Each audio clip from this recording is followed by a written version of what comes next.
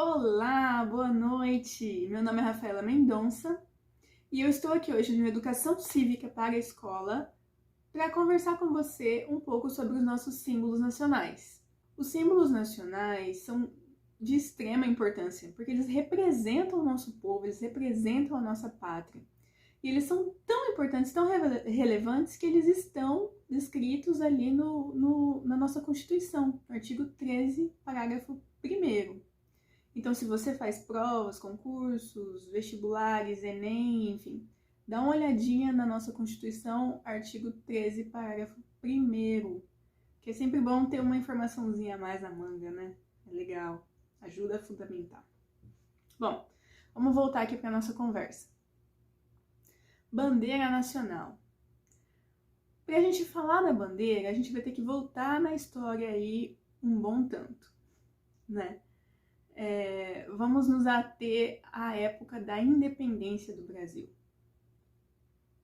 Em 1822, 7 de setembro de 1822, foi proclamada a independência do Brasil. O Brasil não era mais vinculado a Portugal. E quem proclamou essa independência foi Dom Pedro I, né? Nessa época, ele foi aclamado imperador do Brasil. E o Brasil se tornou um império. Tá, vamos parar aí. 1822, proclamação da independência, o Brasil se tornou um império. Dom Pedro I. Um pouquinho antes da independência, quando ainda o Brasil era vinculado a Portugal, Dom Pedro I já era o príncipe aqui, né? O que aconteceu? Ele encomendou uma bandeira. Era comum os príncipes e reis terem uma bandeira que representasse ele, digamos assim, o governo dele e tal. Então, o Dom Pedro I encomendou essa bandeira pro Jean-Baptiste Debré, desculpa. Jean-Baptiste Debré, ele é um pintor que na época foi o fundador da Academia de Belas Artes. E ele que criou essa bandeira, que tem o retângulo, né, com um losango dentro.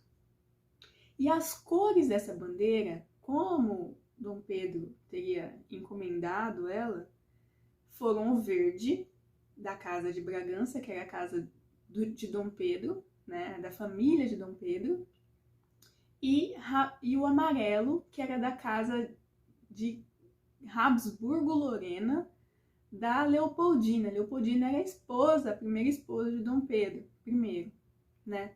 Então foi em homenagem às casas deles que foram utilizadas aí essas cores. Claro, tem várias outras teses e tudo mais, mas assim, para mim essa é a mais plausível, né? Sobre a representação dessas cores na nossa bandeira. Vamos continuar então. Nessa bandeira na época do reinado ainda, o que tinha nessa bandeira? Eu vou disponibilizar para vocês um PDF, um post, enfim, que vai ter lá a imagem dessa bandeira. Ela era o retângulo verde, né? O losango amarelo e no meio tinha um desenho chamado de esfera armilar. Esfera armilar era um instrumento, ele redondinho assim, parece um mundo, um globo, com latitude, longitude e tal, de ferro. E essa esfera armilar era um instrumento de navegação, da época das grandes navegações. Então Portugal tinha um apreço, um orgulho daquilo tão grande que colocava nas bandeiras, inclusive na bandeira de Portugal. E aí, nessa bandeira do reinado aqui e tal, tinha essa esfera armilar, né? O desenho dela bem no centro da bandeira. E no entorno dela tinha um lago preenchido de azul com estrelas. E essas estrelas representavam as províncias aqui na época do reinado. Então, assim, visualiza o retângulo, né? O losango, a esfera armilar, com um lago em volta, com azul, com as estrelas brancas ou prateadas. E em cima desse água azul tinha uma coroa que representava a coroa de Portugal, de príncipe, né, do reinado de Portugal, né, que o Brasil estava vinculado. Quando o Dom Pedro I proclamou a independência do Brasil, lá o grito de independência ou morte, tal, ele utilizou essa mesma bandeira e trocou só a coroa, porque a coroa era a coroa de rei, né, que fazia remissão lá a Portugal. E agora ele tinha declarado a independência do Brasil e se proclamou imperador do Brasil. Ele foi aclamado imperador do Brasil. Então ele trocou essa coroa de reinado para a coroa de império. Então, e ali a coisa fluiu. Essa bandeira ficou sendo utilizada aí até a troca na República. Mas antes de chegar nessa troca na República, vamos falar um pouquinho desse período conturbado da história ali do Império. Olha, o Dom Pedro I não aguentou muito tempo aqui, não. Ele teve que ir embora, né?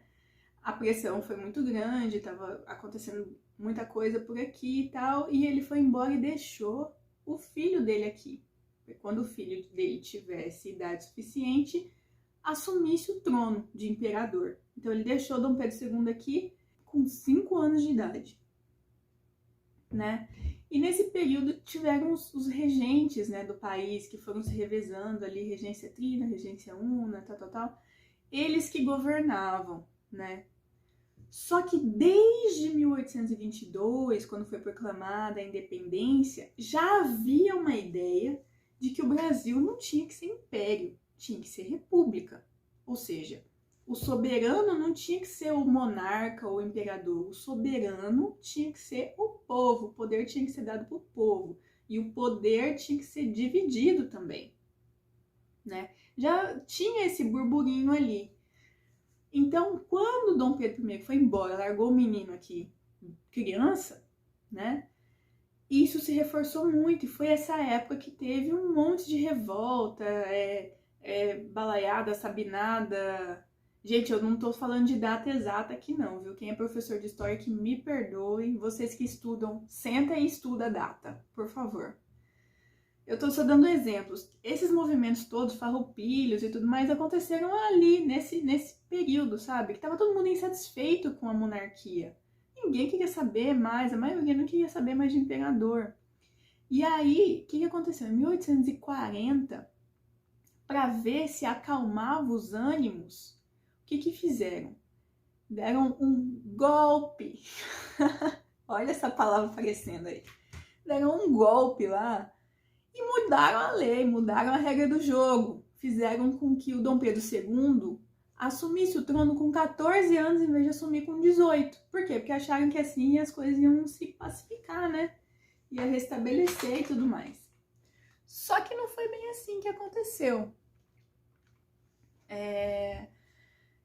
Dom Pedro II assumiu, começou a governar e tudo mais. É importante lembrar que esse império, esse exercício de poder do monarca aqui, ele era dividido com executivo, legislativo e judiciário, né? Como assim, Rafa? Você tá fazendo uma salada. Não, gente, calma que a gente chega lá. Olha só, quando mudou para o Império, foi feita a primeira Constituição do Brasil, em 1824. E nessa Constituição dividia o poder, não ficava tudo na mão do monarca só. Aí teve separou em legislativo, quem fazia a lei, executivo, quem executava as leis e administrava, e judiciário, que eram os juízes, né? Só que naquela época o imperador não gostou muito da história e fez incluir ali na Constituição o tal do poder moderador. Como que é esse poder moderador? Ué, se ele não gostasse de alguma coisa, ele mandava desfazer. Basicamente isso. Se ele não gostasse de alguma coisa que o judiciário fez, ele dava um jeito, ele mandava desfazer. Então, assim, continuava sendo absoluto de alguma forma. Tá. Então, quando Dom Pedro II teve golpe aí na legislação para ele assumir o trono aos 14 anos de idade, isso foi em 1840. Aí, em vez da coisa acalmar, foi mais complicado, sabe? E aí foi disseminando cada vez mais essa ideia da república. Tanto que 30 anos depois, em 1870, saiu o Manifesto Republicano. Gente, nesse manifesto, eles diziam assim, o pessoal que acabaram se organizando em partidos e tudo mais, e aí eles diziam o seguinte, os republicanos, eles diziam que eles não queriam monarquia, que o monarca era, na verdade, ele tinha um poder absoluto do mesmo jeito, né, que o monarca era um irresponsável. Gente, eu cheguei a ler umas revistas, umas matérias, artigos de revistas da época, e o pessoal tava muito zangado mesmo com os monarcas. Tava assim, o imperador tava em baixa total. E quando eles escreveram esse manifesto, isso se disseminou mais ainda. E aí começou a pipocar ideias. E os republicanos gostavam muito, começaram a ter uma influência muito grande de uma corrente de pensamento chamada positivismo. Essa corrente foi criada por Augusto Comte. E dizia mais ou menos assim, grosso modo também, não vou entrar em muitos detalhes, que o amor tinha que ser o princípio, a ordem era a base e o progresso era o fim. Né? Amor, ordem e progresso. Isso lembra alguma coisa? Fica aí, segura. Então, esse positivismo do Augusto Comte e depois de outro pensador chamado John Stuart Mill, começou a permear ali as ideias da república também. Então, fortaleceu muito isso. Quando foi finalmente deposta, né, a monarquia, o império, enfim, e proclamada a república, já em 1889, foi o quê? Foi em 15 de novembro de 1989 a proclamação da república. Foi quando a gente deixou de ter rei e imperador, né? Naquela ocasião, o Partido Republicano, os republicanos, enfim, que fizeram todo esse movimento, se uniram às Forças Armadas e conseguiram, né, proclamar a República no Brasil, eles precisavam de um governo, né, um governo provisório, porque tiraram a monarquia, e aí? E agora quem vai mandar aqui, né? Quem vai mandar? Nesse primeiro momento já optaram pelo presidencialismo, só que não dava para votar ainda, assim, de cara. Gente, como que o país ia ficar sem governante, né? Não tinha como. Então, nesse governo provisório, o primeiro presidente da República foi o Marechal Manuel Deodoro da Fonseca. E o primeiro vice foi o Marechal Floriano Peixoto. Então, eles assumiram ali a situação, né? O bicho pegando, eles assumiram. E a gente precisava de uma bandeira nova. Por quê? Porque a bandeira que era utilizada pelo Império tinha lá a esfera armilar, só que tinha a coroa, a representação da monarquia, né, do imperador, e a gente não queria mais isso, não queria mais coroa. Então, o que aconteceu? Da proclamação da República, que foi dia 15 até dia 19 de novembro, nesse intervalo, foram utilizadas outras bandeiras, mas acho que a principal e a primeira foi uma bandeira que foi adaptada de um partido republicano. Alguma coisa trovão, gente, desculpa. Eu vou colocar para vocês no material certinho. Foi adaptada e ela era praticamente a cópia da bandeira dos Estados Unidos, tá? Só que era em verde e amarelo. Então, assim, né? Essa bandeira chegou a ser hasteada, ela foi usada nesse período de 15 até 19 de novembro de 1889. Só que aí teve um movimento rápido até, que apresentou um projeto do decreto que modificava a bandeira nacional, né, como símbolo, como representação, enfim. E aí prevaleceu, ganhou esse projeto que mantinha a forma, né, da bandeira do Império, que era o retângulo com o losango, mantinha as cores, que era o verde e o amarelo, e tirava o que representava a monarquia mesmo, que era a esfera armilar, a coroa, barará, tiraram aquilo lá. E o que eles colocaram no lugar? Gente, eles colocaram a esfera azul do céu com as estrelas, e essas estrelas foram aquelas que estavam no céu em tese, na data da proclamação da República. Olha só que legal. Benjamin Constant. Ele foi considerado um dos fundadores da República, porque ele estava forte no movimento. Ele pediu para um professor de astronomia da Escola Politécnica do Rio de Janeiro para olhar lá, pesquisar quais estrelas, quais as constelações que estavam no céu no dia 15 de novembro de 1889, às 8h30 da manhã, o horário que, em tese, foi proclamada a República. Olha que legal, chega a ser até poético, assim, né? Meio romântico. Então, essas estrelas que estão na nossa bandeira, lá no círculo azul, elas guardam essa pertinência, essa relação, que como que estava o céu do Rio de Janeiro no dia e na hora da proclamação da República. Legal, né?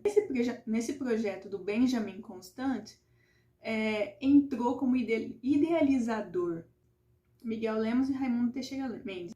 Autor do projeto pediu para esse professor olhar o céu do Rio de Janeiro, ele fez essa pesquisa, levou para os idealizadores e criadores lá do desenho da bandeira, e aí saiu isso aí que a gente tem hoje, né? O que tem ali Então, o círculo azul representa o nosso céu, né? As estrelas, os estados, e a faixa branca, que tá escrito o quê? O quê?